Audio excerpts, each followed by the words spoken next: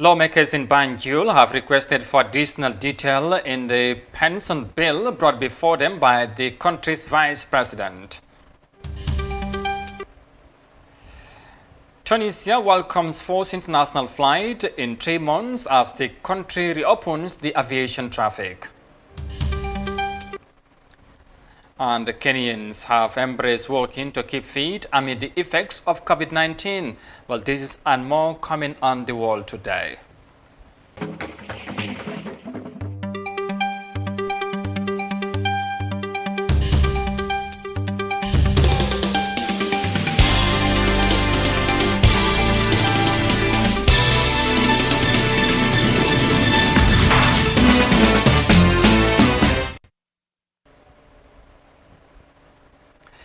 Hello there, this is Africa TV. You are watching the World Today News Bulletin. I am Amadou Kante. Many thanks for joining us, and now the news in detail. Now, parliamentary representatives in the Gambia have today rejected the proposed public service pension bill moved by the Vice President for lack of key detail for their consideration, as the initiation of the bill was informed by a study carried out in 2013 with recommendation for the review of a 70-year-old act meant to address the need of retired Gambians. Details of that in this report by Aminata Job. Members of the National Assembly on Monday sent back the public service pension bill on point that the document failed to present objectives for consideration of the lawmakers. The bill, which was tabled by the country's vice president, sought to repeal the 1950 Pension Act, which contained what is considered outdated provisions. Dr. Aissatou Touré moved that the benefits provided for in the act were generally low to maintain a reasonable standard of living for any of the country's senior citizens. Honorable Speaker, the effect of the Public Service Pension Bill is that the Pension Act 1950 will be repealed and several new provisions be introduced. The key new features of the new pensions bill, which the 1950 Act does not provide, are as follows. Retirement benefits to be paid within 30 days. Benefits have been enhanced because of the following. Gross salary will be the basis for computing benefits. The actual rate has been standardized and thus benefiting lower cadre of staff. Introduction of minimum pension and enhanced maximum pension and automatic pension increase after 4 years. Pension has been made actuarially fair for all retirees. The refund of contributions with interest to those who are ineligible for pension enhances the quality of life for those exiting from service. Dependent pension for 5 years have been introduced to enhance the quality of life of dependents of a deceased pensioner or officer in service. Pension for those living on account of incapacity has been provided for. Those resigning from service under the Pension Act 1950 were ineligible for any benefit. But under the new pension bill, their benefits will be preserved until they attain the voluntary early retirement age. In case of a missing member, a presumption of death will be made and death benefits to dependents will be paid. Accrued pension is a right under the new legislation.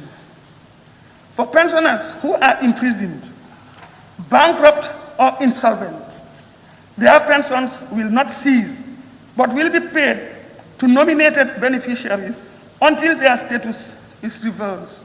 The new bill, according to Dr. Touré, will create a public service pension scheme to be funded by the government and contributions deducted from individual civil servants. The Accountant General shall deduct contributions from every public officer an amount equivalent to 5% of pensionable emoluments, and the amount shall be remitted immediately to the consolidated fund. The government shall meet the balance of the cost of the pension gratuity or other benefits payable under this Act after allowing for contributions referred to above. Despite the good news for the retired community, lawmakers were united in referring the drafters of the pension bill back to the drawing board until such a time the missing pillars of the document were clearly captured. If you look at the Constitution 1012, no bills other than the bill referred to this subject have been introduced to the National Assembly unless accompanied by memorandum and other object of the bill. And this is absent in the bill. So I would have preferred it for them to capture that observation, the reasons and objects before debating. It's not provided under the current bill to send it back again. The initiation of the bill was informed by a study carried out in 2013, recommending the review of the 1950 Pension Act and the replacement of non-contributory pension scheme with a contributory scheme as part of the Civil Service Reform Program.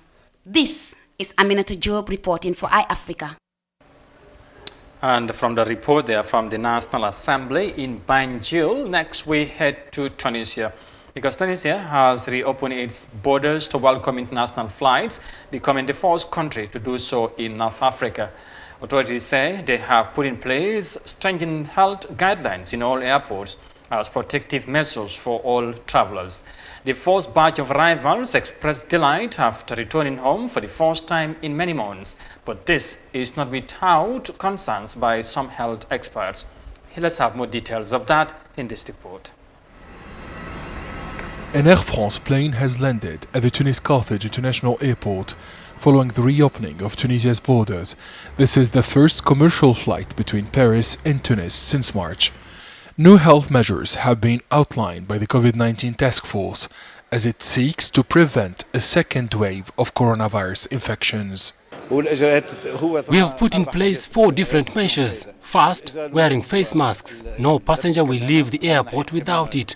The mask is in my hand so that you can hear me. Second, temperature check with thermal cameras.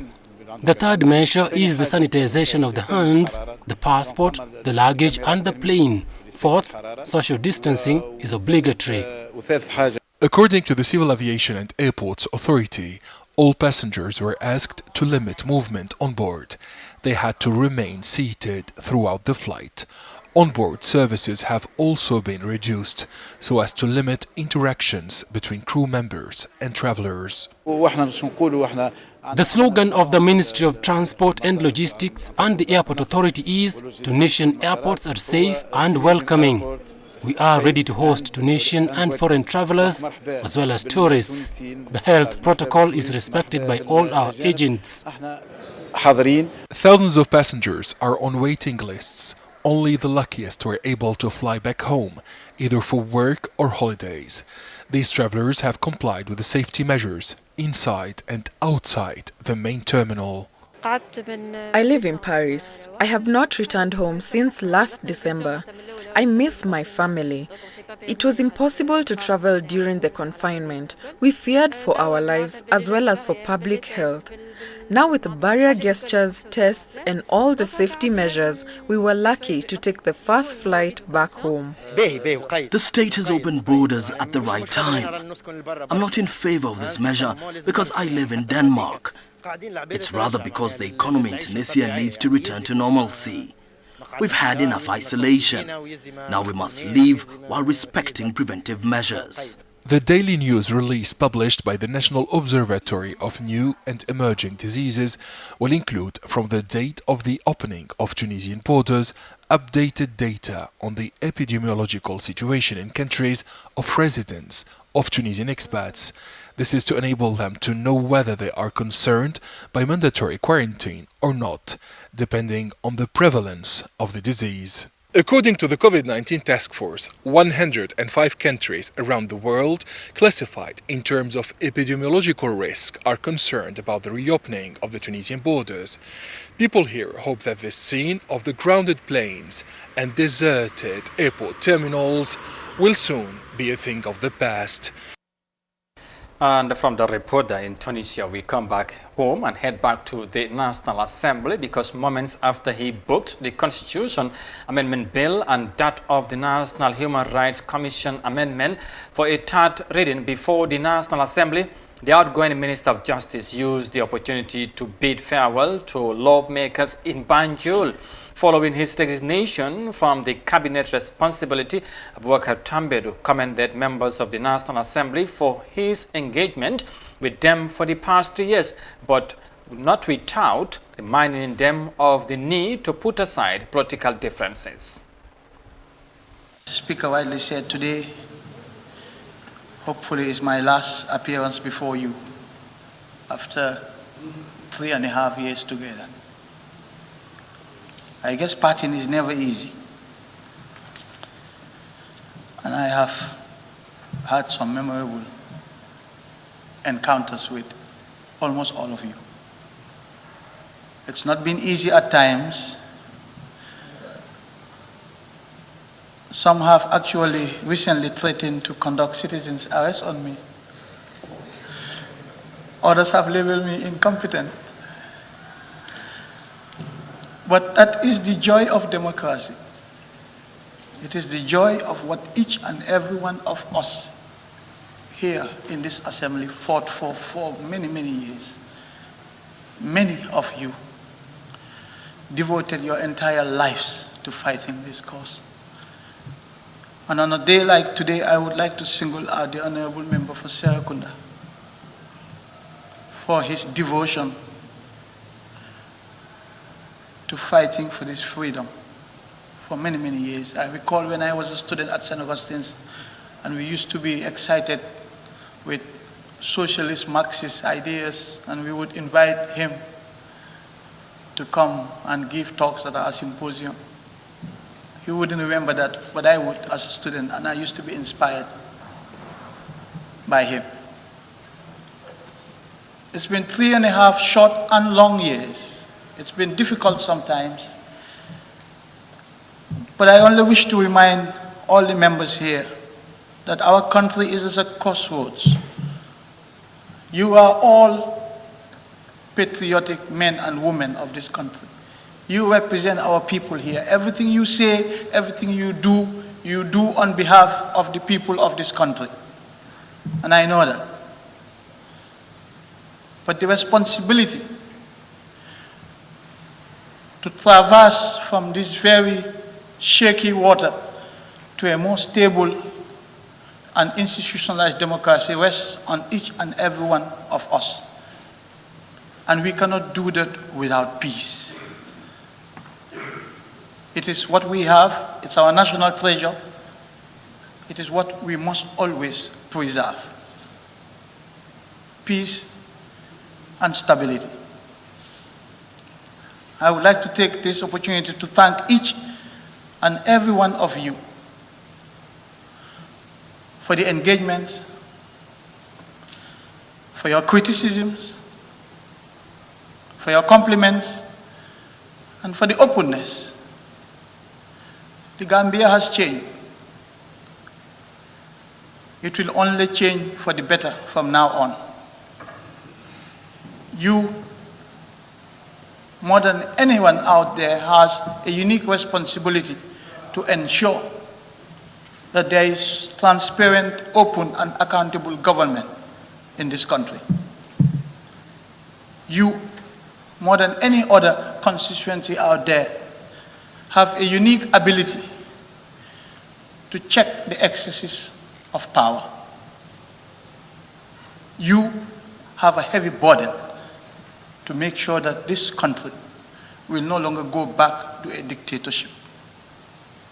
And you are already doing that. I can only encourage you to do that some more. See the executive as your partners in development and engage constructively.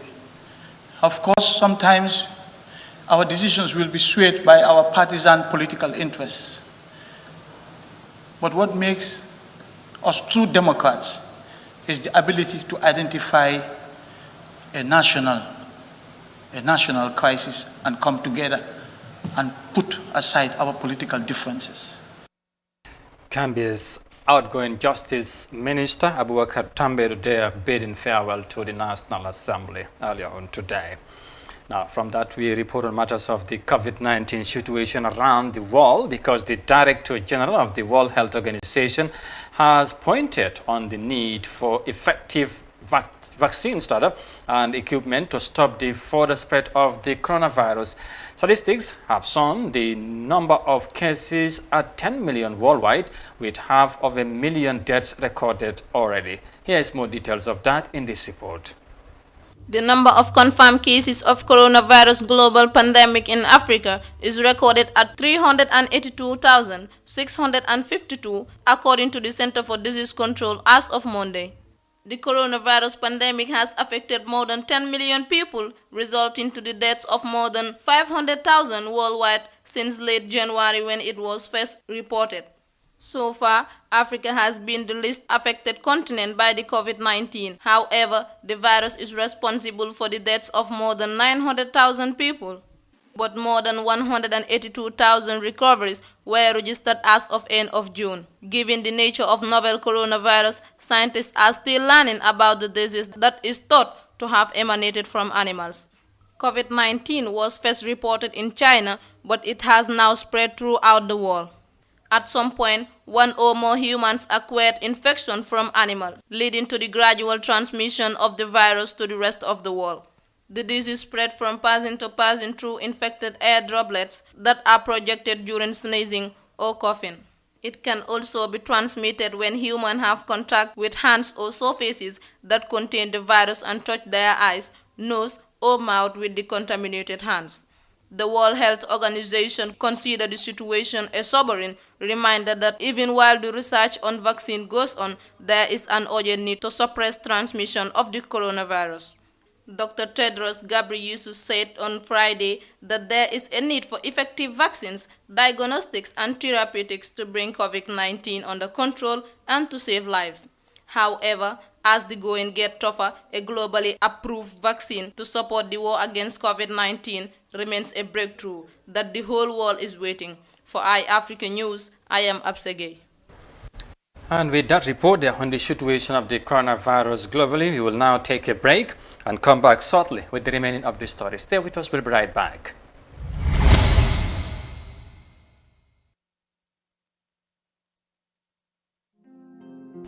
TRRC de Marosoto, Kabo UN la bundala memmarta transitional justice ni human right la. Purka yuruwal ke wala lafar ke mol la dabulu la TRRC la do koto. Kabirin kumakan tato bang, kata kiskisiroto, anin kumakan dio, banketo, anin kulloto.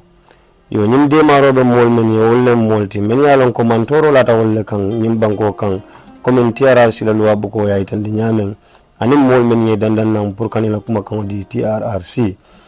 Yo bara mol men fan lata sedi andiro dila, wol fananse mako no jele, anin tumiro lata mol men kang. Nyimbe mol be maro keno la men la wollam, purka mol la pasol sendima, anin ka allowance dile ka me DSA, purke la tawo ninjo, yekato menka purka na TRRC. Ka jaralo de maro fanan di mol la, anin ka jori ke mol ye menyale chulada boro la sain, baraka da de maro fanan ke la mol ye, menyale ko wolbe sulala kata jaralo la Gambia e bantala. Purka muna fanno nyinna, isa nyin telephone number call 770-4988 wala 508-6693.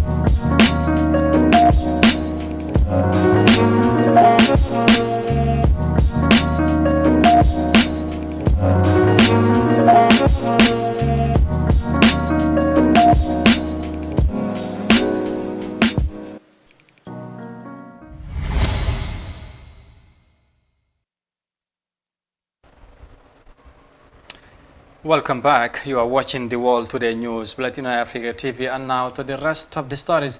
Now, the Gambia's government's COVID-19 relief package for the international students have finally reached the group currently in Indonesia.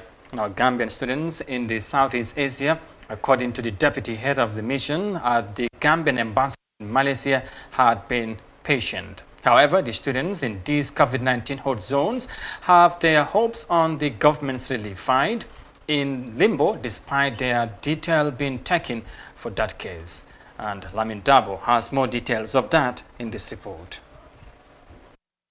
Because Indonesia is one of the red zone when it comes to COVID-19. So government made that announcement that some people, if they want to go, within 24 hours, they should contact the embassy, which some students did. And then the embassy make a list of students who want to go back to Gambia. The list has been prepared, but up to today, no communication is done in that aspect. The embassy already forwarded the matter to the Gambia, that is Ministry of Foreign Affairs. So the matter is with them, but up to now, nothing has been done. They made that announcement themselves. Gambian students in Indonesia have finally received their government support package designed to support the feeding and sustenance of both government-funded and non-government-funded Gambian students around the world during the pandemic. Binta Singate, deputy head of mission at the Gambian embassy in Malaysia, told iAfrica earlier today that the government financial support for students in the diaspora was successfully extended to those under her diplomacy. With a few challenges such as sending and receiving rates at the initial stages, the embassy, which is responsible for 4 countries in the Southeast Asia, was able to deliver the funds according to the list provided by the Ministry of Foreign Affairs. Madam Singate added that her diplomacy maintains a close contact with students in Malaysia, Indonesia, Burundi, and Thailand, noting that no incident of Gambian affected with COVID-19 has been reported. Sunkun Danso, the African students representative in Indonesia, disclosed to iAfrica that 60 Gambian students had received their share of the relief package last week. Mr. Danso said the money came very late, for which a lot of them faced challenges in keeping up with the lockdown due to the outbreak of COVID-19. Because like when the announcement was done, it's like you will say, I'm expecting money. So all of a sudden, the money you have, you will not be reluctant to spend because you are expecting another money. So, but right now, what happened is people spend that money, and then at the end of the day, this money has not arrived on time. So the money arrived at a time when some people they are almost without money. Because every time people used to send that to the WhatsApp group that I am broke, what is happening with the money. So they always complain, and then the ambassador will just be patient. The money is in the process. Very soon you will get it. Globally, as of 29th June 2019, there have been more than 10 million confirmed cases of COVID-19, including 500,000 deaths, according to the World Health Organization. From March to June 2020, there have been more than 54,000 confirmed cases of COVID-19, with 2,754 deaths in Indonesia. And that report was filed in there by Lamin Dabo. And next we head to South Africa because a young South African man, inspired by his father, became a well-known figure for his success in livestock farming. While still going to school, the 16-year-old boy got passionate about farming since his early childhood in joining the profession of his mentor. But despite his admiration for animal farming, the young boy still finds time for his lessons, especially during examination period. Here's more details of that. Baba Olasokupa is a young man who found his passion in life at a very early age. When I was born, my dad was already a farmer. So then as I grew up, we went together to auctions. And then in 2015, we went to a stud auction in Pretoria, where I saw a young boy who bought a Kalahari red goat for 9,000 rands. And then that's when I decided that I also want to be a farmer. At a tender age of 16, Sokupa dabbles in livestock farming. I farm cattle, goats, and sheep. As you can see, from all these three types of livestock, there's a market where I can sell my animals. So we asked the young man how he's able to juggle between farming and his schoolwork and perhaps his gadgets. Farm animal has more value than a PlayStation. So that's when I decided that it was better to buy myself my first goat from my father at an early age. And then my father gifted me a pregnant heifer. All good, but then what happens when the young man has to deal with school exams while dealing with farming? When I normally have exams, I stay at home on weekends, but then if I don't have, I come to the farm and we work. When I have an exam on Mondays, I usually stay at home Saturday and Sunday and do my schoolwork. But then if I'm not busy, I'm usually here with my dad and my uncles and we work. Babala Sokupa was largely mentored by his father, and his father says his son's involvement in farming was actually quite organic. I encouraged all my children to get into farming from an early age by occasionally giving them, something, a cow, a sheep, and that I will also enjoin with their education. If they do well at school, they get something. And it's not only my children, my nephews as well, my friends.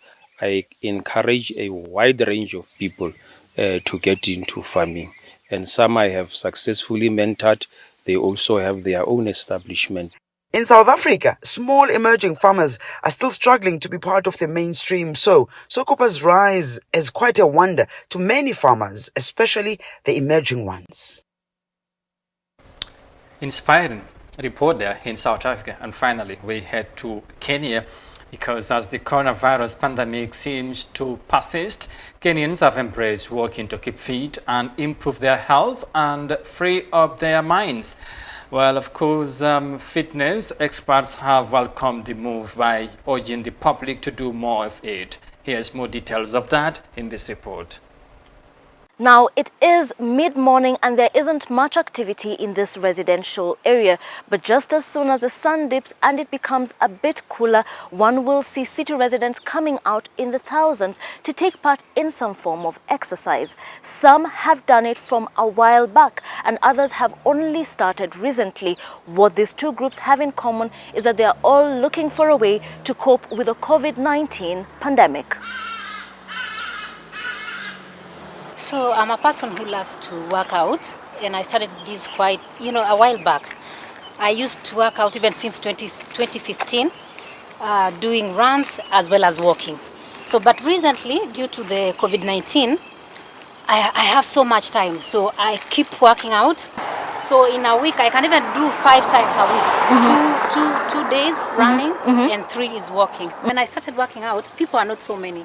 But right now, I think people are at home, people are working out, people are told that they have to up their immune system, so everyone is working out. I interact with so many people along the way as I work out. Now, members of the public have found many reasons to exercise. It is good for weight loss, for fitness, and for many other health benefits.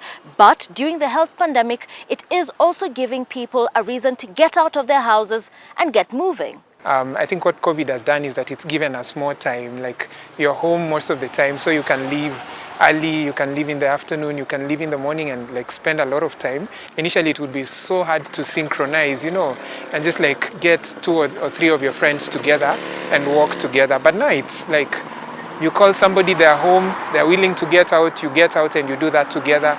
I'm working from home every day. I rarely get to go out. So the only time, I take advantage to walk around, exercise is probably in the evening. And so whereas in the past where at a time like this I'd either be in the office or at school doing an evening studies program, I find myself in the house without much to do. Cabin fever, been, hold in the house. So, it's always nice to get out and walk. It's quite refreshing, by the way. So it's almost like an outlet. It's a safer one because you're not, like interacting with anybody up close. You just walk and go. So for me, it's also like just get out, let out all these things that are going on. And fitness experts approve. So many people are flocking fitness stores to get equipment and stuff like that. But what they don't know is like you can just work out with your environment, with your wall in your house. You can work out with you can grab a bottle of water and just work out with it. You can make your environment your working station.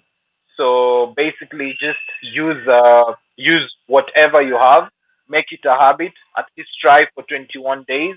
It's an outlet for stress, for just a change of environment, but also just to stay healthy and keep the lungs moving.